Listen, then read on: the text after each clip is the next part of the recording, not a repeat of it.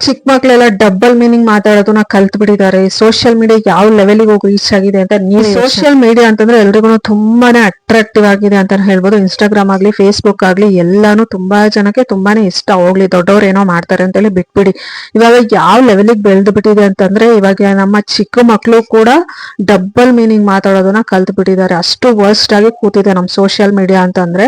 ಅಂದ್ರೆ ನಮ್ಮ ಜನ ಎಷ್ಟು ಯಾವ ತರ ವಿಡಿಯೋಸ್ ನ ಅಪ್ಲೋಡ್ ಮಾಡ್ತಿದ್ದಾರೆ, ಅದರಿಂದ ಚಿಕ್ಕ ಮಕ್ಕಳ ಮನಸ್ಸಿನ ಮೇಲೆ ಯಾವ ತರ ಪರಿಣಾಮ ಬೀರ್ತಿದೆ ಅನ್ನೋದನ್ನ ಯಾರು ಕೂಡ ಯೋಚನೆ ಮಾಡ್ತಾ ಇಲ್ಲ. ಸೊ ಹೇಳ್ತಾರೆ ಚಿಕ್ಕ ಮಕ್ಳಿಗೆ ಮೊಬೈಲ್ ಕೊಡ್ಬೇಡಿ ಅಂತಂದ್ರೆ, ಓಕೆ ಮೊಬೈಲ್ ಕೊಟ್ಟಿಲ್ಲ ಅಂತಂದ್ರೆ ಊಟನೇ ಮಾಡೋದಿಲ್ಲ. ಮೊಬೈಲ್ ಕೊಟ್ಟು ಕೂರ್ಸಿದ್ರೆ ಇವ್ರದ್ದು ಬರುವಂತಹ ಡಬಲ್ ಮೀನಿಂಗ್ ಆಟಗಳು, ಡಬಲ್ ಮೀನಿಂಗ್ ಮಾತುಗಳು ಅದನ್ನ ಕೇಳಿ ಕೇಳಿ ಕೇಳಿ ಕೇಳಿ ಚಿಕ್ಕ ಮಕ್ಳಿಗೂ ಏನಾಗಿ ಹೋಗ್ಬಿಟ್ಟಿದೆ ಅಂತಂದ್ರೆ ಅದೇ ಮನ್ಸಲ್ಲಿ ಅದೇ ಬಾಯಲ್ಲಿ ಎಲ್ಲಾ ಕಡೆ ಅದೇ ಬಂದ್ಬಿಡುತ್ತೆ. ಅವರಿಗೆ ಒಳ್ಳೇದಾವ್ದು ಕೆಟ್ಟದಾವ್ದು ಅಂತಾನೆ ಗೊತ್ತಿರೋದಿಲ್ಲ. ಆ ಏಜ್ ಅಲ್ಲಿ ಈ ತರ ಅವ್ರ ಮನಸ್ಸಿನ ಮೇಲೆ ಈ ತರದ್ದು ಪರಿಣಾಮ ಬೀರಿದ್ರೆ ಮುಂದಿನ ನಮ್ಮ ಸಮಾಜ ಯಾವ ತರ ಇರುತ್ತೆ ಅಂತ ಹೇಳ್ಬಿಟ್ಟು ಈ ಸೋಷಿಯಲ್ ಮೀಡಿಯಾದಲ್ಲಿ ಮಾಡ್ತಿದಾರಲ್ಲ ಜನಗಳು, ಅವ್ರಿಗೇನೆ ಗೊತ್ತಾಗ್ಬೇಕು ಅಂತಾನೆ ಹೇಳ್ಬೋದು.